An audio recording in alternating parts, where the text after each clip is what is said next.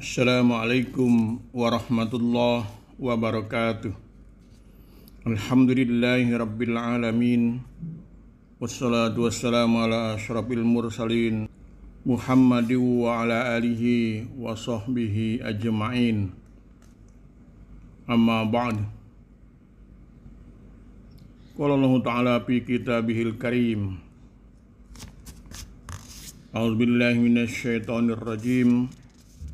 Qul hal yastawil ladzina ya'lamuna wal ladzina la ya'lamuna innama yatazakkaru ulul albab. Pendengar, para pemerhati yang berbahagia, segala puji hanya untuk Allah yang telah melimpahkan karunia, terutama karunia akal pikiran kepada manusia, dan menghiasinya dengan ilmu pengetahuan untuk bekal hidup di dunia dan di akhirat kelak. Salawat serta salam semoga senantiasa terlimpahkan kepada junjungan kita Nabi Muhammad SAW yang senantiasa mendorong umatnya untuk menuntut ilmu dan mengamalkannya dengan sebaik-baiknya. Pendengar yang berbahagia, tanggal 15 Juni tadi, Universitas Muhammadiyah Palembang, universitas kebanggaan kita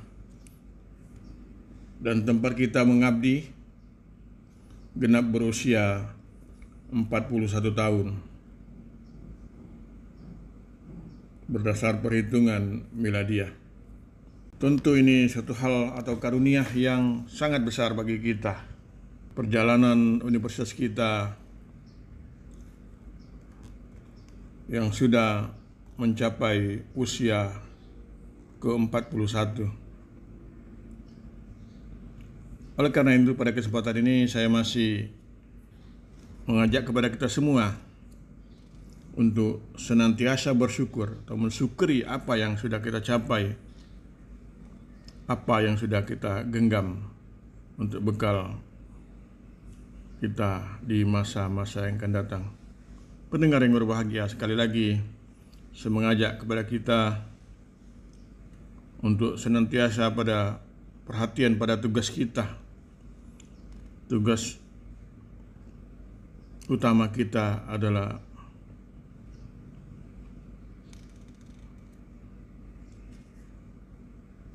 mengabdi kepada Universitas Muhammadiyah Palembang yang kita cintai ini.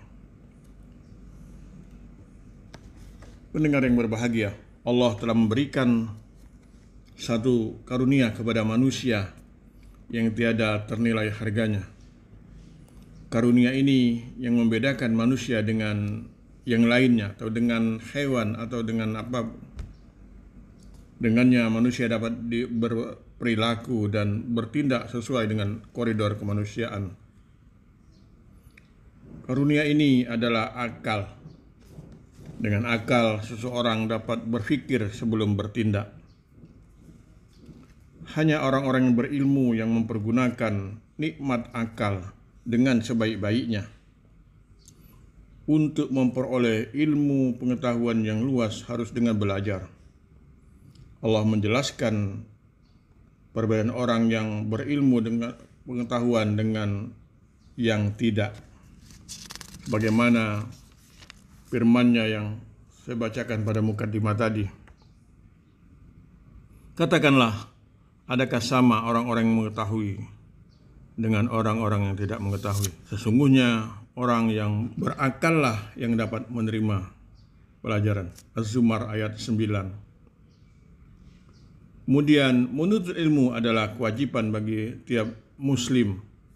Sebagaimana sabda Rasulullah SAW, talabul ilmi fardhatun ala kulli muslim.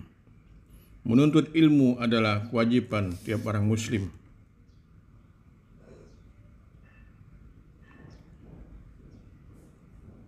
Dalam hadis lain Rasulullah menjelaskan bahwa siapa yang menempuh jalan dalam rangka menuntut ilmu pengetahuan, maka Allah akan memudahkan baginya jalan ke surga. Bagaimana sabda beliau yang artinya, siapa yang menempuh jalan dalam rangka menuntut ilmu pengetahuan, maka Allah akan memudahkan baginya jalan ke surga. Hadis riwayat Bukhari. Pendengar yang berbahagia, orang yang berilmu tidaklah sama dengan orang bodoh atau tidak berilmu. Orang yang berilmu atau orang alim akan mempunyai kedudukan yang terhormat dalam masyarakat, disegani, dihormati, dan dijadikan tempat bertanya oleh masyarakat. Berbeda dengan orang yang tidak berilmu, yang hanya menjadi bahan olokan orang lain, dipandang hina dan disepelekan. Hal ini disinyalir dalam firman Allah dalam surat Al-Mujadalah ayat 11. Yarfa'illahu alladhina amanu minkum walladhina utul ilma darajat. Allah akan meninggikan orang-orang yang beriman dan di antaramu dan orang-orang yang berilmu pengetahuan beberapa derajat. Selain kepandaian, seseorang juga harus berbekal keimanan. Iman dan ilmu merupakan dua komponen utama supaya derajat seseorang menjadi tinggi. Makanya tadi dalam ayat yang saya bacakan tadi, Allah berjanji akan mengangkat derajat orang-orang beriman dan berilmu pengetahuan. Kecenderungan seseorang untuk menyalahgunakan kepandaian yang dimiliki bila tidak disertai keimanan, ia akan membodohi orang, mencari keuntungan dengan jalan yang batil, dan merasa pandai sendiri. Jika seseorang beriman namun tidak dibekali dengan kepandaian yang mumpuni, maka ia pun susah memperoleh martabat yang tinggi di sisi Allah dan manusia. Ia terkadang melaksanakan ibadah tanpa dibarengi dengan ilmu, sehingga seringkali salah dan tidak sesuai dengan syariat. Diceritakan dalam satu riwayat bahwa pada suatu hari Rasulullah bertemu dengan iblis yang berdiri di muka pintu masjid. Rasulullah bertanya kepada apa yang dilakukan iblis. Iblis berkata bahwa ia hendak masuk untuk menggoda orang yang beribadah, namun urung atau tidak jadi. Dan di dalam masjid ada orang yang tidak berilmu yang sedang sholat, dan orang pintar yang sedang tidur. Rasulullah bertanya tentang apa yang menyebabkan si iblis mengurungkan niatnya. Maka si iblis mengatakan bahwa ia tidak takut dengan orang yang sedang sholat, namun takut kepada orang yang sedang tidur, karena ia adalah orang yang alim atau pandai.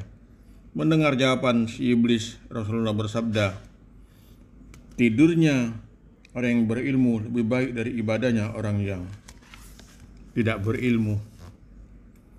Mengenai keutamaan orang yang berilmu, banyak sekali hadis Rasulullah yang menjelaskan tentang hal ini. Misalnya, fadlul alimi alal abidi kafadlil qamari ala syairil kawakib.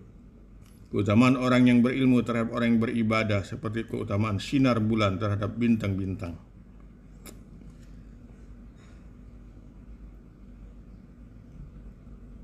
Oleh karena itu, marilah kita memacu diri kita untuk terus belajar dan belajar. Jadikanlah setiap orang yang kita temui sebagai guru, dan jadikan setiap apa yang kita lihat dan alami sebagai pelajaran bagi kita. Jangan malu untuk bertanya tentang sesuatu yang tidak kita ketahui. Dengan demikian, kita dapat belajar kapanpun, dimanapun, dan dengan siapapun.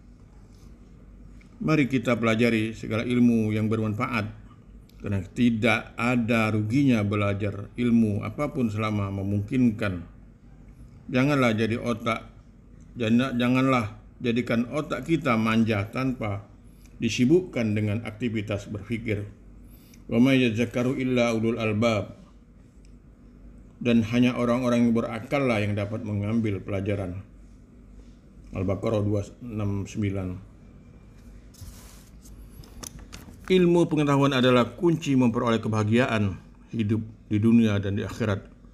Hanya orang yang pandai yang akan sukses mengarungi kehidupan ini, karena ia mengerti apa yang ia akan lakukan untuk hidup ini, bekal apa yang ia siapkan, strategi apa yang diperlukan untuk mencari permasalahan hidup. Berbeda dengan orang bodoh yang tidak tahu harus berbuat apa. Pendengar yang berbahagia, ilmu yang bermanfaat adalah bekal seseorang yang bisa dibawa mati. Rasulullah menjelaskan dengan sabdanya, "Jika mati salah seorang di antaramu, terputuslah segala amal perbuatannya, kecuali 3 perkara: sedekatun jariyah, ilmu yang bermanfaat, dan doa anak soleh." Hadirin para pendengar yang berbahagia, demikian saja yang dapat saya sampaikan pada kesempatan hari ini. Mudah-mudahan tentu harapan kita di masa-masa yang datang